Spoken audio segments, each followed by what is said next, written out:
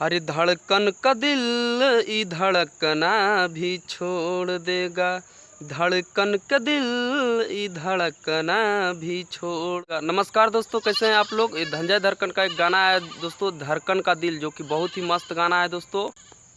और बता दें दोस्तों कि इस गाना को सोनू पर्वत जी लिखे हैं और शिव मनमोही जी इस गाना को म्यूजिक दिए हैं दोस्तों। और बहुत ही बवाल गाना है दोस्तों, धड़कन का दिल धड़कना भी छोड़ देगा। जी हाँ दोस्तों, और धनंजय धड़कन जी का ऑफिशियल चैनल पर इस गाना को रिलीज़ किया गया है दोस्तों, और काफ़ी ज़्यादा वायरल हो रहा है गाना दोस्तों।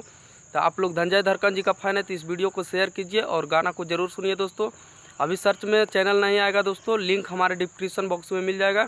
और यह हमारा जानकारी अच्छा लगा है दोस्तों तो वीडियो को लाइक कीजिए और ज़्यादा से ज़्यादा शेयर कीजिए, और साथ में हमारे चैनल को अभी तक सब्सक्राइब नहीं किए तो सब्सक्राइब कर लीजिए। धन्यवाद दोस्तों, फिर मिलेंगे अगले कोई बवाल खबर के साथ।